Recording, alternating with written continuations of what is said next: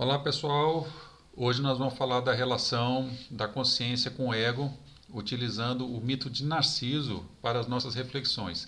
Para quem não assistiu os meus vídeos passados da série sobre a consciência que eu estou fazendo, eu recomendo, eu vou deixar a descrição aqui no link do vídeo para que vocês possam ter acesso ao primeiro, ao segundo e ao terceiro vídeo. É muito interessante e importante que vocês façam, né, esse acompanhamento para que vocês tenham o fio da meada. Apesar que vocês vão poder assistir esse vídeo hoje e entenderem, né, não necessariamente você precisa assistir os passados, mas é sempre bom para vocês terem uma noção, né, de uma continuidade, de uma certa lógica que nós vimos desenvolvendo aqui sobre o tema da consciência. Muito bem. Quando nós falamos de ego, esse é um termo e um tema muito utilizado na psicologia, né, e muito amplo, e também o tema do narciso, né, do narcisismo, de modo que eu não vou estar falando aqui das diversas abordagens, porque eu utilizo a abordagem de Carl Jung, da psicologia profunda, e vou estar restrito à abordagem de Carl Jung, né? Porque Freud falou do ego, Fromm, Gestalt, né? Praticamente todas as abordagens falam de ego, as que falam de inconsciente principalmente, né? Então eu não vou estar entrando em todas, porque senão o vídeo ficaria bastante amplo e fugindo também do nosso objetivo. Muito bem, então vamos começar o vídeo falando sobre o mito, né, para que a gente possa tecer alguns comentários sobre o mito e depois falar um pouco sobre o ego. Para quem não conhece o mito de Narciso na sua íntegra, né, eu vou estar aqui passando para vocês aqui como é que a história foi contada. Muito bem, Narciso era filho da ninfa Liríope, que foi violada pelo rio Céfiso. E após o seu nascimento, a mãe, vendo que o menino era muito bonito, foi até o adivinho Tiresias perguntar como é que seria o futuro daquela criança. E o adivinho falou, né, se ele jamais se conhecer, ele viverá muito. Bom, passaram-se 16 anos e Narciso, né, era muito belo e era muito assediado, né, por todas as donzelas, por todas as jovens que passavam. Porém, ele no seu orgulho, ele não queria conversa com nenhuma delas, né? Nenhuma tocava o seu coração. E aí, certa vez, né, ele estava caçando e apareceu a ninfa Eco. Essa ninfa, na verdade, ela tinha sido amaldiçoada por Juno, que também é a Hera, né? Porque ela era muito tagarela, né? Então, Hera que ficava atrás de Zeus, né? Porque era muito ciumenta, Zeus estava atrás das ninfas, né? E Eco ficava falando o tempo todo, né? No ouvido lá de Juno, de Hera. Então Hera amaldiçoou Eco, fazendo com que sua última palavra sempre se repetisse, né? Por isso que inclusive nós temos aí a palavra eco, né, que hoje vocês conhecem. Então vem do mito de Narciso. E o que aconteceu é que quando Narciso estava lá caçando, Eco viu Narciso e se apaixonou por ele e começou a falar com ele, né? Aí perguntou: há alguém aqui, né? Narciso, né? Perguntou, né? Há alguém aqui? Aí Eco respondeu, né? Aqui. Aí teve outro diálogo, né? Aproxima-te. Aí a Eco respondeu: aproxima-te, né? E eles ficaram então dialogando, né? E sempre a Eco repetindo a última palavra que Narciso dizia. E Narciso falou: apareça, né? Venha até mim. E Eco então saiu, né? Por detrás que ela estava escondida e foi em direção a Narciso, se jogou, né, aos braços de Narciso. Só que Narciso rejeitou também a Eco, porque ele rejeitava todo mundo, né? Depois que a Eco foi rejeitada, né, ela ficou muito triste, se recolheu na floresta, finhou, né, emagreceu, parou de comer, toda essa história, e acabou então morrendo e se transformou-se em uma pedra. E aí depois que ela se transformou em uma pedra, né, ela ficou, vamos dizer assim, escondida nas montanhas, mas a sua voz ela continuava sendo escutada por aqueles que lá passavam. Então, como Narciso continuava desprezando todas as ninfas, todas as jovens, né, essas chegaram até a deusa Nêmesis que é uma deusa da justiça, que nós vamos falar, né, depois, e suplicou a ela que lançasse algum tipo de maldição, né, na Narciso. E o que que ela fez? E ela fez então com que Narciso chegasse até uma bela fonte, uma fonte que jamais tinha sido tocada, uma fonte imaculada, e Narciso olhasse para aquela fonte, para aquela imagem, que era a imagem dele. E o que aconteceu é que quando Narciso viu a sua imagem, ele apaixonou-se pela sua imagem. E ele ficava então tentando pegar, ficava tentando beijar a sua própria imagem. E no final, Narciso ficou tão apaixonado pela sua imagem que acabou também morrendo às margens do lago. Quando as suas irmãs náiades foram lá pegar o corpo de Narciso, ele havia então se transformado em uma flor, na flor chamada Narciso.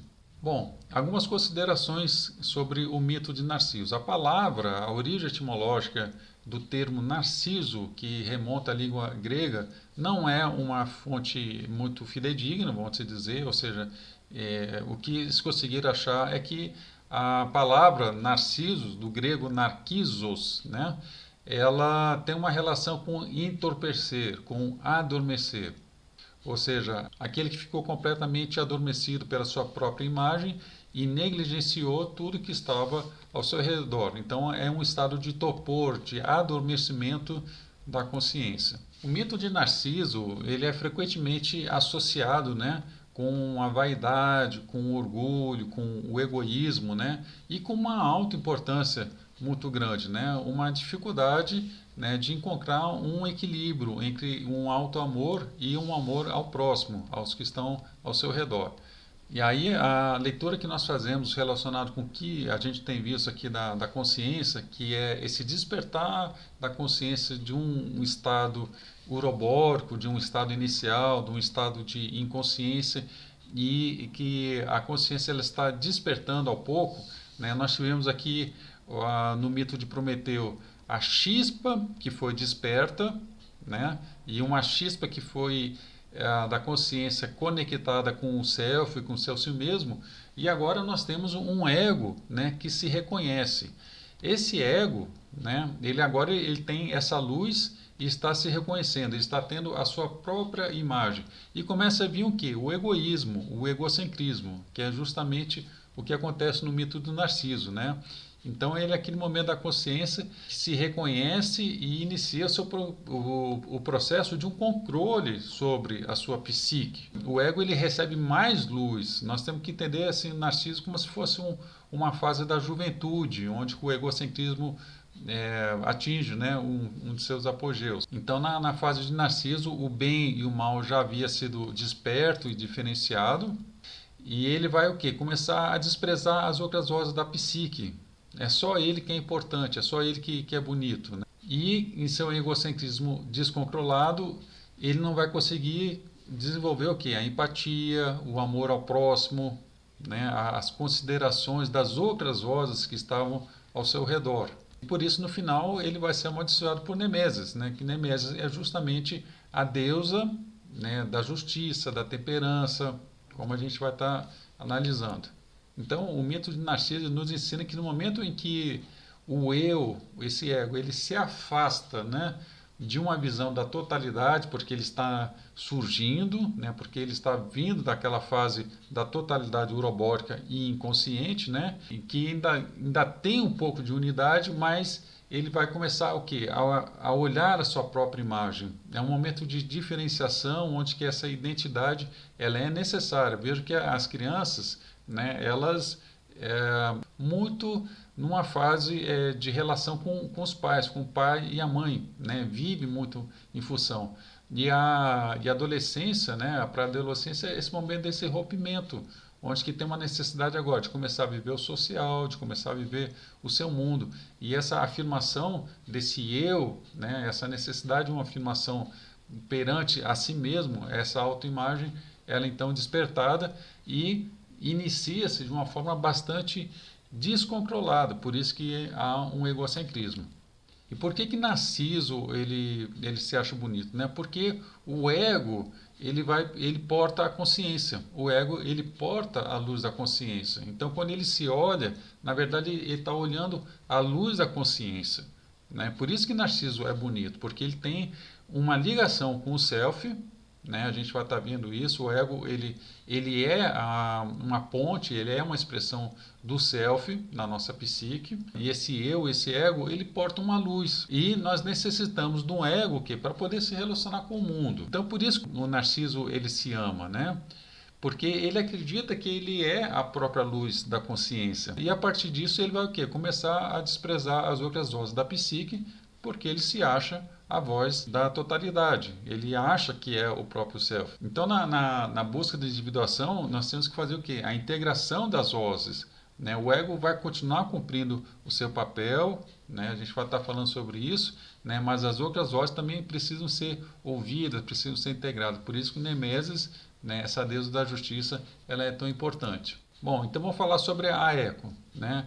A eco é aquela voz que sempre repete a última sílaba, né? Ela foi castigada por Hera, né, pela Juno. O que representa a eco dentro de nós? A eco são essas diversas vozes, né, que estão em volta do ego. Fica repetindo, né, sem reflexão. A eco é como uma voz das opiniões. Ela pode ser uma voz de um instinto, ela pode ser uma voz de um complexo, ela pode ser uma voz dos nossos medos. Então, ela não é a voz propriamente do eco, né? Mas são como subvozes que temos dentro da psique, que não seja propriamente a voz do ego. Então, a eco ela pode refletir tanto as vozes do nosso interno quanto a vozes externa. Então, quando essa voz ela fica repetindo o que os outros estão dizendo, valores, princípios, opiniões do mundo, essa voz ela começa a repetir e vai influenciar ego, né? E vai lançar essa voz para o ego. Hoje nós sabemos, por exemplo, do neurônio espelho. O que é um neurônio espelho? Né? São os neurônios que espelham os comportamentos daquilo que nós estamos vendo. Então, por exemplo, o bocejar é o mais clássico, né? Então, alguém que começa a bocejar, a gente também tem vontade de abrir a boca. Por quê? Porque quando a gente olha para uma pessoa bocejando, os neurônios que responsável pelo bocejar, em mim, são ativados, né? Ou seja, a pessoa que observa um comportamento, ela está ativando aquele comportamento de que está vendo. Então, a voz de eco é como se fossem os neurônios espelhos, né? Que ela está replicando naquilo que está vendo fora. Só que ela também é a voz que está no interno, a voz das opiniões. A eco não é uma voz de reflexão. A reflexão ela vem de outros princípios, né, e estão mais relacionados ao ego e não a eco. Bom, vou falar da deusa Nemesis, que é uma deusa, entre aspas, da vingança e da retribuição divina. Ela é considerada a personificação da justiça retributiva que puniam aqueles mortais que eram excessivamente orgulhosos, arrogantes, né, e que desafiavam os deuses. Ela também é conhecida como a deusa da justa medida, a deusa do equilíbrio, e estava associada com a ideia de punir aqueles mortais que desafiavam a ordem natural das coisas, ou que alcançavam uma grande fortuna, algum tipo de êxito, sem um mérito capaz. Então ela punia quem tinha um orgulho excessivo, uma vaidade, uma arrogância, uma justiça, né? uma falta de moderação, ou seja, tudo aquilo que Narciso tinha. Bom, nós temos que entender que quando os antigos falavam de Deus, eles estavam falando de atributos, né, ou mesmo de virtudes que todos nós podemos ter. Ou seja, os deuses são funções superiores que o homem possui. Então, quando você olha os atributos dos deuses e nós olhamos para a nossa psique, nós vemos que nós podemos ter esses mesmos atributos que esses deuses tinham. Basta a gente tentar e se esforçar para isso, né? Então, Nemesis, ela é uma representação da temperança, ela é a representação do equilíbrio, da justa moderação, de uma capacidade nossa de desenvolver, por exemplo, a empatia, de desenvolver a humildade. Então, tudo aquilo que ela condena nos outros, na verdade, pode ser realmente uma autocrítica que nós temos que fazer e buscar dentro de nós a nemesis, ou seja, buscar em nós a temperança, a justiça, né?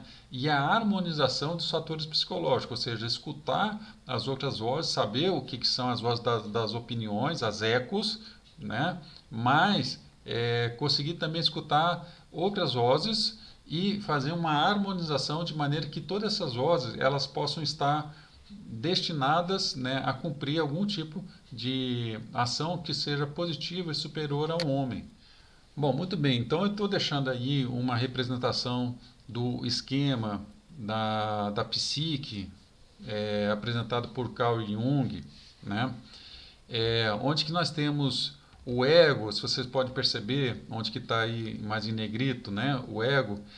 O ego ele é chamado um complexo, tá? Porque é um conjunto de funções psíquicas que, na verdade, faz uma ponte, uma relação do mundo de fora com o mundo de dentro. Então, é através do ego que nós vamos nos relacionando conosco mesmo. Quando eu falo eu, né, quando nós estamos na nossa solidão pensando, refletindo, né, é o ego que está fazendo isso. E quando nós nos relacionamos com o mundo, certo? Então, por isso que vocês estão vendo o ego, né, nessa circunferência aí mais de fora, porque ele tem uma relação com o mundo também. Mas o ego também ele é voltado para dentro, tá? E vocês observem, né, que tem o que? Um eixo, né, ligando o ego com o si mesmo. O eixo si mesmo ego. Então, como já foi até colocado, né, o ego ele é um espelho do si mesmo, né? O ego o eu, né, ego e eu são sinônimos, tá? Ele porta a luz da consciência e ele vai fazer essa ponte com o si mesmo, porque nós vimos lá no mito de Prometeu, essa chispa foi ativada, coisa que os animais não têm. E o ego, então, ele tem uma relação com o inconsciente pessoal, né, com os complexos, por isso que o ego ele projeta o complexo, né, e os complexos interferem no ego, por isso nós temos complexo de inferioridade ou de superioridade, etc., né? E isso vai aqui, afetando o ego, por quê? Porque isso está no nosso inconsciente pessoal, mas vocês vejam que existe, né, uma relação, existe um ponto de contato do inconsciente pessoal com o ego. Então nós temos que entender que o ego ele é um portador da consciência, e a consciência, eu acho que nós podemos fazer uma boa relação com luz, né? Porque ao longo da evolução, essa luz, ela aos poucos, ela vai se ampliando, vai aumentando a sua intensidade. E quando nós falamos em aumentar a potencialidade de uma luz, é ativando regiões do nosso sistema nervoso, né? No caso do homem, principalmente o sistema nervoso central, né? Então, iluminar significa ativar, ou seja, agora eu tenho consciência disso, agora eu tenho a luz disso.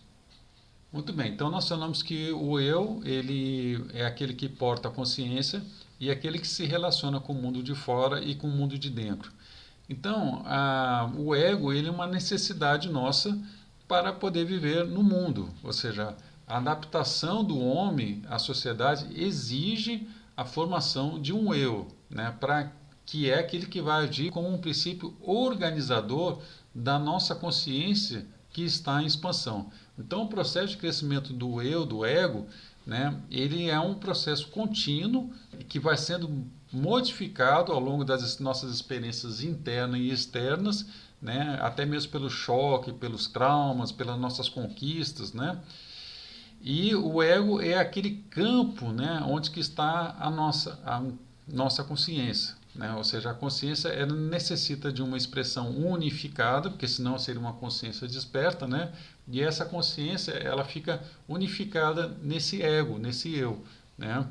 Mas nós temos que entender o quê? Que o sistema psíquico, né, como a gente viu, ele é muito mais vasto. Ele não é só o ego, o eu. O sistema psíquico é a totalidade. Ele vai englobar o ego, o eu, ele vai englobar os complexos do inconsciente pessoal e também do inconsciente coletivo, através dos arquétipos e principalmente do si mesmo, que é aquele que faz a ponte, né, com a consciência do ego. Bom, então aqui como uma forma de diferenciação, né, Aí vamos falar então do egocentrismo e do egoísmo, né? O egocentrismo é bem narciso, né? É uma tendência quando a pessoa coloca o seu ego, o seu eu, né, como centro de todas as coisas, considerando apenas as suas necessidades, o seu ponto de vista, né? Uma dificuldade de uma empatia, de você reconhecer os pontos de vista do outro, de ter uma tolerância, inclusive, com os pontos de vista dos outros, de não perceber as emoções, né, e as experiências que as outras pessoas estão passando, né? Então todas as interpretações ela sempre da sua visão, do seu ponto de vista. A pessoa ela não consegue tirar o óculos do seu eu e entrar no universo do outro. Vai falar com uma criança e fala como se a criança fosse uma adulta, né? Não consegue parar e pensar, não, essa criança ela tem 5 anos, 6 anos. E esses comportamentos egocêntricos vai o que? Dificultar um relacionamento. Né? Então, quando você convive, quando você trabalha com uma pessoa que ela é muito egoísta, fica muito difícil, porque às vezes você está fazendo uma colocação e a pessoa está sempre olhando para o seu umbigo e não consegue ver as outras necessidades e uma necessidade também do todo. Significa o quê? Que essa consciência desse eu em si mesmo, né, está polarizado.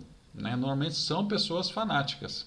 Tá? Se uma pessoa ela está egocêntrica, né, vivendo esse egocentrismo na sociedade, é porque dentro dela ela está com dificuldade de incorporar outros elementos da sua psique. Né? Ela não está conseguindo harmonizar os outros elementos da sua psique. Porque quando nós harmonizamos dentro, quando nós conseguimos harmonizar as vozes dentro de nós, nós começamos a harmonizar fora de nós. Então tudo parte sempre do início, de dentro de nós. Então isso é muito comum em crianças, as crianças exatamente por não ter ainda, né, harmonizado essas vozes, e nos jovens também que estão naquele seu primeiro momento de muita necessidade de autoafirmação, eles são bastante radicais e são bastante egocêntricos. E em um ponto assim um pouco mais patológico, né, que é o chamado transtorno de personalidade narcisística, ou seja, se realmente você tiver em um ponto muito extremo, você pode ter um tipo de um transtorno de personalidade, e no caso também da sociopatia, né, das psicopatias, onde que o narcisismo ele está assim no seu máximo grau de total inconsciência, né, com relação aos outros, ao ponto até de uns psicopatas mais severos ao ponto de matarem, enfim, fazer crueldade aos outros. O egoísmo se diferencia um pouquinho do egocentrismo, né? Porque o egoísta é aquele que ele vai sempre estar colocando as suas próprias necessidades, as suas necessidades, os seus interesses pessoais e deixando o dos outros, né? Ele é uma pessoa individualista, voltado muito para si mesmo, beneficiando sempre, mesmo que isso possa prejudicar as outras pessoas. Então, uma pessoa egoísta, ela não empresta as coisas, uma pessoa que não tem uma consideração, né, pelos outros, ela somente quer as coisas para ela, uma dificuldade de compartilhar, né, tanto seus sentimentos quanto objetos pessoais, né, não pratica atos altruístas, voluntários, sempre preocupados, né, com a satisfação das suas próprias necessidades, dos seus desejos. Agora, o que é bom a gente entender que nem todo comportamento individualista é um comportamento egoísta. Tá? Então, um pouco de individualidade ela é necessário. Né? Então, nós temos que pensar em nós mesmos. Inclusive, num voo de avião, por exemplo, né, quando cai a máscara, né, nós temos que primeiro colocar a máscara e depois ajudar a quem está ao nosso lado, inclusive as mães com relação às crianças. Tá? Isso é um comportamento egoísta? Não, isso é um comportamento inteligente. Né? Porque se você não busca estar vivo e assim ajudar os demais, vai morrer você e vai morrer os outros. Então, isso são estudos, né, que mostram. Na nossa vida é mais ou menos isso. Se a gente não se prepara, se a gente não está bem, como é que nós podemos ajudar também quem está ao nosso lado? Então, nós temos que equilibrar, Neomeses aqui de novo, né? A deusa, né, do equilíbrio, da justa temperança, de um ponto onde que esse individualismo, entre aspas, né, é um crescimento nosso para a gente estar bem e ajudar os demais. Isso não é um mal em si. Né? O problema é quando isso é feito às custas dos outros, né? Quando isso é uma coisa excessiva, quando é um egoísmo persistente, que se reflete inclusive em relacionamentos bastante insatisfatórios, né? E é natural o quê? Um isolamento social, porque as pessoas que convivem com uma pessoa egocêntrica e uma pessoa egoísta, né, acaba se afastando, né? Porque vai faltar uma conexão emocional, ou seja, uma pessoa ao lado está se doando, a pessoa ao lado está altruísta, tentando, né, fazer uma relação ser saudável, e outra pessoa só pensando em si mesmo, em si mesmo, em si mesmo, uma hora essa relação acaba se rompendo, porque a outra pessoa, né, ela não vai passar a vida inteira somente se doando, né? Ela, é natural que também a gente receba em troca, né? Muito bem, agora nós vamos falar um pouco do ego dentro da psicologia analítica. Nós vamos aprofundar um pouco mais os conceitos da relação do ego e sempre fazendo ponte com os nossos vídeos passados para que a gente tenha um contínuo aqui da ideia de consciência que nós estamos querendo passar. Já falamos aqui que o ego é o centro da consciência, ou seja, o ego é aquele que porta a luz da consciência, sendo que o ego ele é a ponte, ele é a conexão do self dentro do nosso processo consciente.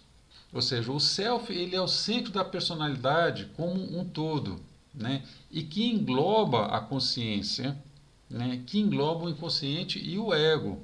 Então, a nossa consciência necessita de uma luz. A gente não pode exportar a luz do self ainda. Então, nós temos o ego como um mensageiro, como aquele que está como um representante do self dentro da nossa esfera da consciência.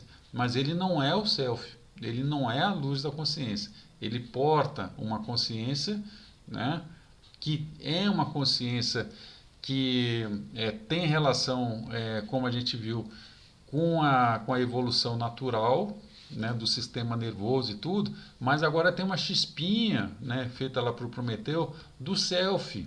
E aí nesse momento então que Narciso se olha e começa a se achar bonito pra caramba, né? Só que essa luz, né, dessa consciência não é dele, é a luz do self. Então nós vamos ter um centro menor da personalidade, que é o ego, o eu, e um self maior, né, que é, vamos dizer assim, o verdadeiro centro da nossa consciência, que é o self, o nosso si mesmo, né? Em muitas tradições, por exemplo, religiosas, você vai ver que tem Horus, você tem um Horus menor e você tem um Horus maior. Você tem Brahman e você tem Brahma. Você tem o ego maior e o ego menor, né? Por quê? Porque você tem o si mesmo de verdade e você tem o ego como um representante dele aqui na Terra. Bom, é interessante porque o ego está sempre se achando o dono do pedaço, né? Ele manda, desmanda, ele faz, né? Ele ordena. Então o ego ele se acha, né? O governante, né? da nossa psique. Só que quando nós dormimos, esse ego, ele desaparece, assim como o sol. É uma boa relação a gente fazer com o ego como se fosse o sol da nossa psique, né? Então esse sol se põe e que vem as estrelas. Ou seja, as estrelas são as vozes, até as vozes de ecos, né? Que estão presentes no nosso dia, só que a gente não está vendo. Por quê? Porque o sol, o ego, ele está se colocando como o rei, né, da situação. Então, o que acontece? Nos sonhos, né, quando nós estamos dormindo, as situações que nós lidamos no sonho, as imagens que aparecem, o eu que está lá não é esse eu aqui. Até porque quando nós acordamos, a gente fala, puxa, mas eu estava lá, eu fiz isso, eu fiz aquilo, tá? Mas na verdade não era, gente, né? Até porque tem muitos comportamentos que às vezes são até repreendidos pelo nosso eu daqui, né? E na verdade, por isso que fala, nossa, eu tive um sonho maluco, eu tive um sonho doido e tal, né? Até pelos nossos próprios comportamentos e pelas imagens que são feitas. Significa o quê? Que existe uma outra dimensão na nossa psique, que é o inconsciente, que forma, né, as imagens do sonho, ao qual esse ego aqui não tem um mínimo controle. Na verdade, inclusive, os sonhos, eles são uma forma de regulação a esse nosso eu, a essa nossa consciência, tá? Que são chamados sonhos compensatórios, são sonhos que estão vindo para regular as atitudes desse eu. Então, o eu acredita que é ele que gera os seus pensamentos, né? mas nós não somos os nossos pensamentos. O ego acha que administra nossas emoções, mas não administra. Inclusive, na nosso próprio vídeo, nós vamos falar sobre a relação da consciência com as sombras, tá? Já antecipando aqui.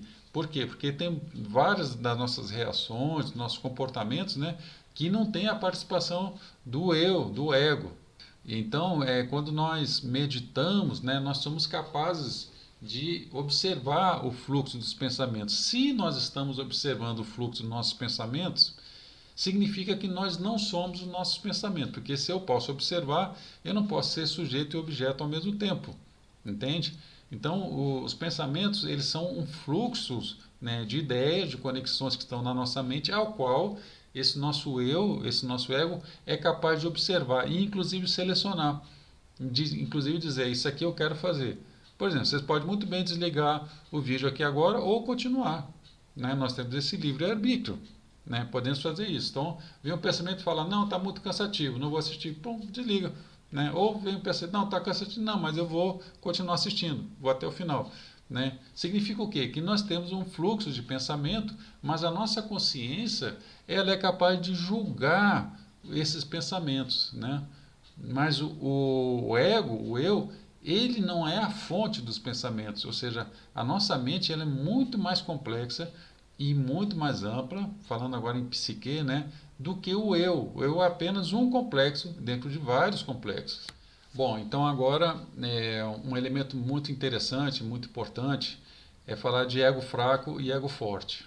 Referimos, né, a ego fraco, né, quando esse ego ele é tomado por conteúdos, tanto conteúdos do inconsciente, né, tanto conteúdos internos quanto de conteúdos externos. Né? No caso dos conteúdos internos, né, nós falamos aqui de ego, né, nós estamos falando de vozes, de conteúdos que vivem, né, que estão presentes dentro do nosso bioma, vamos falar assim, psicológico, né, se permite fazer essa relação, né, e que estão influenciando o ego. Então, esse ego, quando ele é fraco, né, ele vai o quê? Sendo obscurecido por essas vozes, né? E ele vai se identificando, às vezes, com esses conteúdos do inconsciente. Fazendo o quê? Que você possa até ter uma ruptura do ego. Quando a gente fala de um surto psicótico, o surto psicótico o quê? Quando a consciência ela foi tomada por vozes, né? por conteúdos, né? internos, que às vezes pode ser algum tipo de um delírio, né? ou de uma alucinação, ou de vozes, né? Muito fortes que vê, às vezes, uma ideia de um suicídio, por exemplo, ou de matar alguém, etc. Né? Condições assim extremistas foram o quê? Conteúdos psicológicos que tomaram consciência e o ego não conseguiu administrar essas forças. Né? Então, daí que nós vamos ter que as alterações de ego, né? com as dissociações neuróticas, né? com a fragmentação esquizofrênicas, né? que é uma dissolução do ego. Né? Inclusive, existe uma classificação, né, lá do DSM-5, que é o diagnóstico, né, das doenças mentais, o transtorno dissociativo, que é um transtorno de identidade, que pode vir assim por trauma, por choque, né, por situações extremadas, onde que a consciência ela pode ficar alterada, problema também de memória, de percepção, enfim, é um descontrole emocional e isso aí ela pode ser uma coisa momentânea ou às vezes um pouco mais prolongada, né? Então nós falamos que nós temos os fatores internos dessa ruptura da consciência com esse ego fraco e dos elementos externos, que aí vem realmente a questão da psicologia da massa, né? de uma carga de uma consciência coletiva, né, onde que o meio vai influenciando e a pessoa, se ela não tem um ego fortalecido, né, ela vai sendo tomada, é uma pessoa chamada manipulada, né, ela é sugada pelas opiniões, pelas tendências do coletivo e ela acaba se tornando uma vítima, né, dos ismos, de todos os ismos que a sociedade vai colocando, né, muito apelo, né, isso está muito forte hoje, a questão de internet, a questão de ideologias, esses valores que vão sendo colocados, repetidos, né, e eles são assim, repetido tanto que acaba se tornando uma verdade. E isso vai se consolidando na psique, né? Principalmente dos mais jovens que estão com o ego fraco, né? O ego da criança, o ego do adolescente, ele está em formação, né? Ele não tem uma capacidade de discernimento, ele ainda não tem um repertório, um recurso emocional cognitivo e mesmo racional para dizer isso aqui é certo, isso aqui é errado. Então ele vai absorvendo essas ideologias, essas ideias, vai incorporando, né? E isso vai se solidificando. E quando você vê o jovem, né, tá achando que é isso, né? O ego dele, numa necessidade de autoafirmação e de poder se apoiar em algum tipo de valores, acabam abarcando, né, esses ismos altamente perigosos, ou seja, os líderes, né, eles não poupam, né, as pessoas, não poupam os jovens, eles querem atingir os seus objetivos, né, e manipulam as pessoas. Bom, e o que vem a ser um ego forte, né? O ego ele é forte, né, não quando ele é egocêntrico ou quando ele é egoísta, pelo contrário, né, nós vimos isso aí que na realidade são, na verdade, até reflexos de egos fracos, né? O ego ele vai ser forte quando ele tiver uma luminosidade do self, do seu si mesmo. Ou seja, quanto maior a proximidade, né, do ego com o seu self, mais forte ele vai se tornando. Então nós estamos falando aqui de um individualismo, que seria o egocentrismo ou o egoísmo, né, de uma individuação. Tá? O que Jung chama da individuação tem a ver com a totalidade, com a capacidade, né, do ego de se comunicar, de harmonizar todas as vozes que tem na psique, sem ser tomado por elas, porque a gente viu aí da questão dissociativa, né, de você, com a luz do self, colocar luz a essas vozes. Né? Então, é a mesma coisa de nós chegarmos, olharmos para a sociedade, ouvir todas as vozes das opiniões e não ser tomado por elas, entendeu? Sempre quando você vê radicalismos na sociedade, quando você vê polaridades, quando você vê pessoas levantando bandeira para alguma situação, significa que alguma outra parte deixou de ser considerada.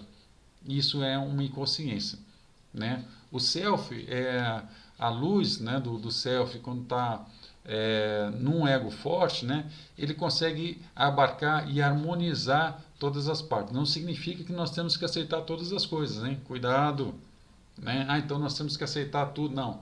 A harmonização é uma capacidade de a gente discernir o que é, o que não é e harmonizar todas as partes. Tudo e todos podem conviver. Porém, né, todas as coisas têm o seu lugar no universo. A gente não pode colocar, por exemplo, um tigre para nos governar. Por quê? Porque ele é um animal. Né? Ah, então nós temos algum problema com o tigre? Não, não temos nenhum problema com os tigres, com leões, com ursos, com as serpentes. Né? Só que cada um tem o seu espaço, o seu lugar no universo. Isso é uma harmonização inteligente. O ego ele vai estar forte, estruturado, né? Quando ele conseguir ter essa continuidade da consciência, né, não sendo alterado, perturbações patológicas, né, nem do seu inconsciente e nem do meio. E nós vamos conseguir esse ego forte através da individuação.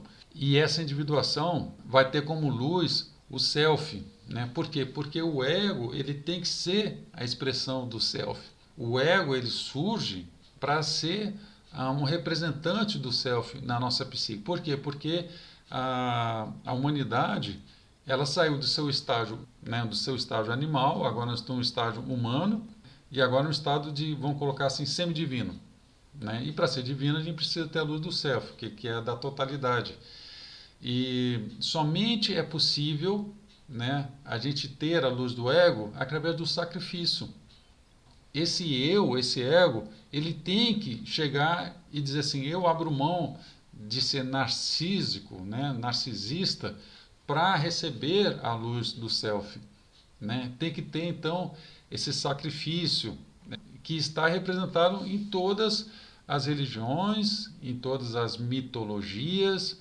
Sempre quando a gente vê um sacrifício de um herói, né, como Tiseu, que foi lá se sacrificar, né, para matar o Minotauro, né, era o ego dele se sacrificando.